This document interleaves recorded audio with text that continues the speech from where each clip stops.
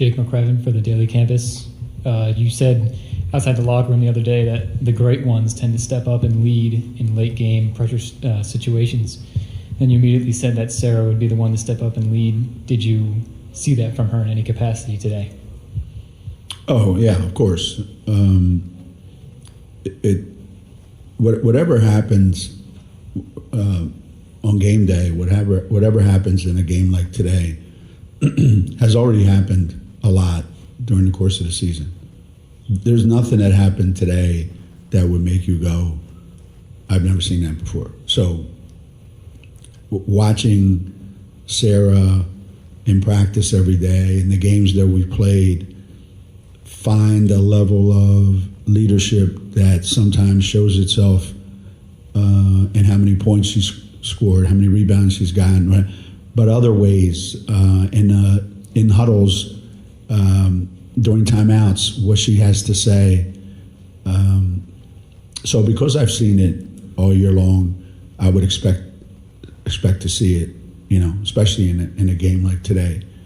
And as you can tell, that's not her natural disposition, but she knows that when it's time to win games, that she has a huge responsibility, and some players shy away from it, and she likes it. Hey, Coach. Andy Mathis, USA Today. This morning, Coach Schaefer mentioned the 2016 UConn team with Brianna and Nafisa as the most dominant team in women's basketball history. When you look at what this team is doing right now, do you see any similarities between the two teams, or is this a group that's building their own sort of path? Yeah, it's so much different. That 2016 team was a very, very mature, Mariah Jefferson, Morgan Tuck, and Stewie were all seniors. We had Fee and Lou as freshmen. I think this team's. Somebody asked, "What's the difference between this team and last year's team?" We're a much younger team. We took away Paige and we took away Caitlin Chen. Two fifth-year seniors, and we replaced them with freshmen, pretty much. So this is a very young team doing it in a completely different way than that team did it. I don't know that there'll ever be a team that had that many pros and that was that explosive and Gabby was on that team, Kia Nurse were on that. I mean, it was, this isn't that team, but they find their own way to get the same things done. Hey, Coach. Kathleen Geyer from the 9 Sports. Kaylee Heckel, big game today on a really hard assignment. How has her steadiness and decision-making helped? Kaylee coming in, she played in this game last year against us at USC, So I think she had a sense, but I think the pressure your first time out is great, playing at UConn in this environment. But she gives us a little bigger version of KK, She's fearless like KK is. Both of them had very difficult assignments trying to guard, I think, probably the best point guard in the country, I think. I mean, and I think she's, as we've gone along in this tournament, become even more comfortable and more sure of herself. She's a very emotional kid, and when she's playing well, she really feeds off of that. So I'm happy she got to show some of the things that she's learned. Michael Vopel, ESPN.com. Forgive me for a little bit of a philosophical question, but have you noticed all of your best teams somewhat take on the personality of their best player? Mm-hmm. And is that why this team, at least from the outside, this team seems pretty calm because Sarah is pretty calm, or at least that's the outside view of it? Yeah, Michael, I think that's true. To a certain extent, it is, and that's why Friday and today, when we were rushing around like crazy on offense, it was so not us. It was atypical of us. That's not who we are. We really don't generally play with that kind of chaotic, because we are calm. We are, but at the same time, there is a level of confidence that Sarah has that I think she lifts them up to some place where they wouldn't be able to be by themselves or with maybe somebody different. So they play with confidence, knowing they have her. And that's probably the best compliment that I can give Sarah. Maria McElwain, Philadelphia Inquirer. Ooh. Yeah, we're everywhere. Yeah. So you mentioned Hannah, I'm presuming, as one of the best point guards in the country, in your view. Not one of the best. I think she is the best. Okay. Yeah. Yeah. Yeah. What does a player with that grit for all 40 minutes do for the game of women's basketball?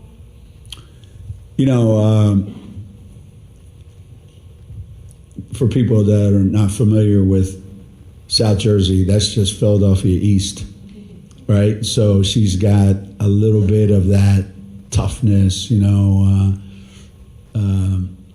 and grit, like you said, and talent. And it's rare that you find a player that is involved in every single play, to the point where, like, you have to, whoever she's guarding, you have to go hide them someplace, hoping that she's not involved in that play. And she still manages to be involved in the play somehow, some way. So not only offensively can she get wherever she wants to go, get any shot she wants, but defensively she probably causes more problems for your offense than any player in the country. I mean, you can deal with a shot blocker. You can deal with that. But you cannot deal with someone that every time you're dribbling the ball, you're more worried about where she is than who you're passing it to. I just love watching her, and I asked her after the game if she was old enough to go pro, and she said, "No, I want one more shot of you guys." So. Shahan Jiraja from CBS Sports up here. You mentioned obviously that 2016 team. This is the team in women's college basketball with the highest point differential since that team. And you mentioned how young it is. I'm curious, what is kind of the special sauce with this particular team, and especially on the defensive side of the ball? How have you guys managed to have this level of success? Some teams that we've had that were really, really good defensively, we had to be good from the three-point line and in, because we just didn't have the players the last 4 years before last year. Well, even including last year. We didn't have enough players to be able to extend our defense as much as we can right now. Okay? So defensively, this team can do more because we do have more players, and we started the season the very first day with that kind of aggressive mindset, and it fits how they want to play. That's kind of what they want to do. We've had teams in the past that could do that as well. Maya Moore's teams, especially, thinking back to those days, but because it hasn't been apparent, well, 2020, 22, 23, 24, 20. I mean, like a lot of years where we just could barely contain people half court. This team is able to extend its defense because we have more players that want to play like that. And we can afford to, go that hard because we can bring somebody off the bench that can continue that kind of pressure. Lindsay Gibbs of CBS Sports. Going back to that comment about being the most proud of this team, I was wondering if you could elaborate on that a little bit, and also, back to the theme of adversity, about what adversity you've seen them overcome. And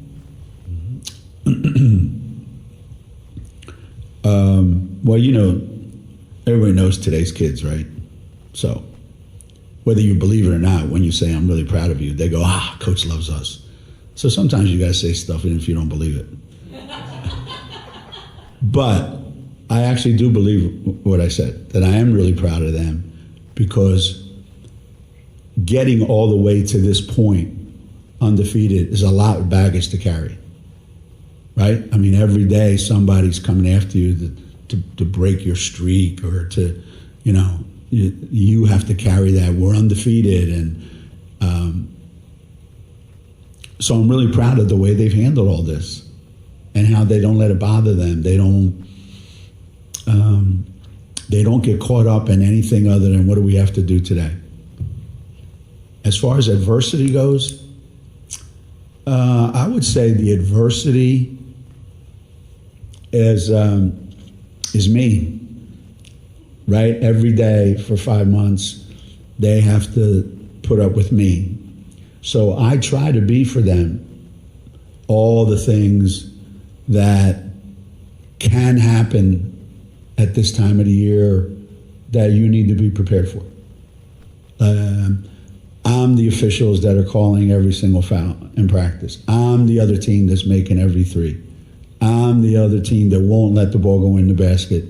I'm the one that's changing the rules and making sure that they have to fight through it. Does it work all the time? No. Some kids, when you put them in that situation, I've had teams back in the day when Sue and Dee and those guys were playing, we would play 8 against 5 when we were working on some stuff. And if I came to practice and I made them play 6 against 5, they would think I was disrespecting them. You don't think we can guard these 8 guys? Fast forward now to 2007, 18, 19, 20, and we do that, it was like, well, it's not fair. Like, how can you ask us to do this? It's like 8 of them and 5 of us. So there's some teams that want that challenge and accept it. The harder you make it for them, the more they enjoy it. And there's other teams that don't really want to deal with that. This team, no matter what I throw at them, they always just go, all right, we got this. And so that's why I'm happy for them, because they do put up with a lot every day in practice. And it's made them who they are right now. Let's just hope that we can, it might all fall apart next Friday night, but who knows? So far, so good. Winning this game is so hard. I mean, imagine the catastrophic feeling if UConn loses this game today. Oh my God, 38 or 30, whatever the heck we are. And everybody back home, everywhere, you're undefeated, you can't get to the Final Four. That's, tragedy. So winning this game is so hard. And once you get there, no matter what happens there, it's, hey, that was a great year, man. We got to the Final Four. It's unfortunate that you didn't win. That, some people would say that.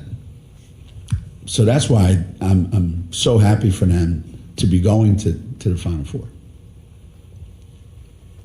Yes. Can I go? I got one for you. You got a good one for me?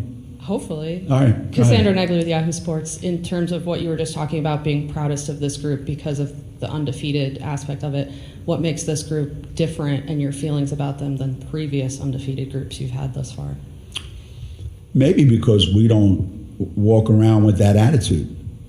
Like, Jamel Elliott and Jen Rosati did back then, or Sue, Dee, and Asia, Swin, and Tamika, they walked around like, what, you think we were going to lose? You know, Maya, Tina, Renee, Stewie, they walked around like, why are you surprised we're undefeated? This group, they don't have that kind of swagger, trash talking kind of mentality, and that's why I think for me, I just keep my fingers crossed, because it's not the kind of team that I've had in the past that has gone this far undefeated. It's not. They don't have that kind of mentality off the court, on the court. They're just, a bunch of really nice kids that play hard for each other. Oh, wait, Michael, can you hold on for a second? Okay. He defers to you. Oh, okay. with all the freshman journeys you've overseen, how would you describe Blanca's?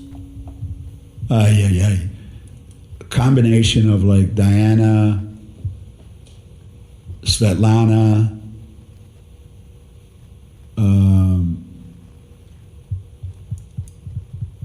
I think maybe those two, Nika. You notice I'm hitting on a theme, right?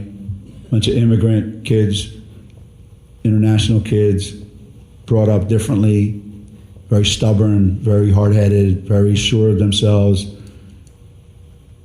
don't back down to anybody, anytime, ever. They all have one thing in common, honestly. People that know what I'm talking about will know. They have one thing in common. Two words you never hear come out of any of those people's mouth. You're right. So they are just so hard to coach, and at the same time, they're so rewarding. It's such a rewarding feeling coaching them, because you're not kind of fighting with them. You are kind of give and take, tug of war. I want what I want from you. They want what they want from me, and it's back and forth, and we try to meet in the middle. And the finished product usually is just an unbelievable competitor who just they have so much pride in themselves.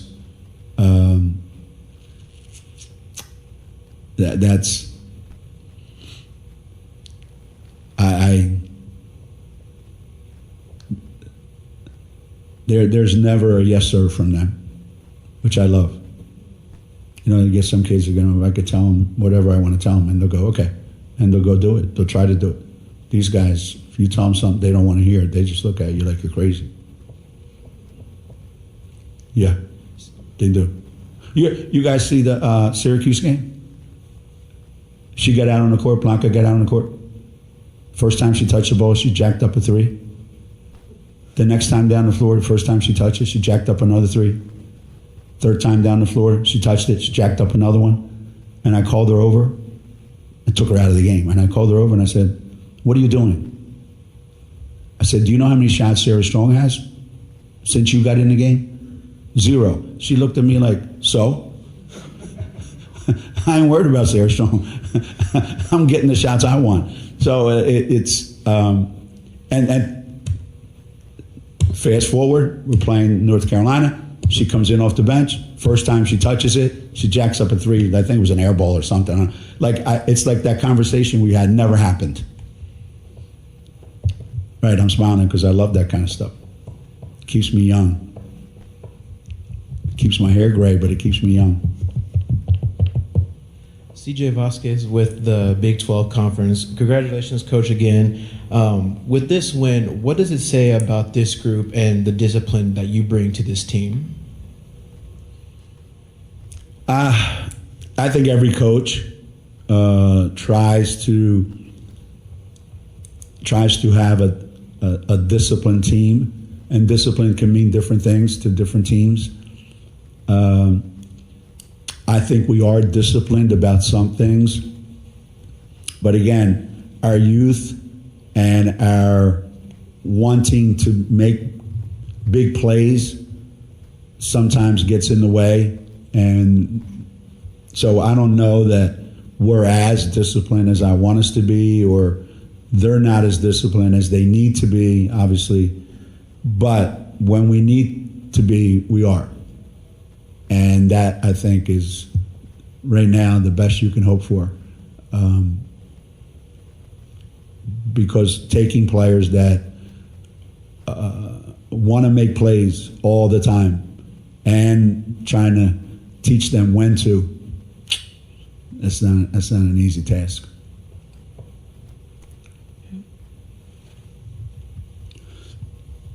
Hi, Coach. Rhea Patney, Vanderbilt Hustler. I've been in conferences with Coach Ralph all year, and she's talked about the balance between the science of set plays and the art of just playing basketball and making reads. I'm curious to ask you, in March, how do those two things interact, especially when teams are scouting you so much and are trying to blow up every single thing you have? Yeah, and that's pretty much the essence of what we're trying to do every day in practice. We're trying to simulate playing the best teams in the country that won't let you run plays. And you just have to play basketball and play together and play off each other. And then there comes a time when you look out there and it's chaotic and it doesn't look like anything that's going to work. And then there are times when it just flows and it's perfect. So you're constantly paying attention to what is it right now? Is it chaotic and I need to rail it in? It's moving perfect and we can just flow with it? Or,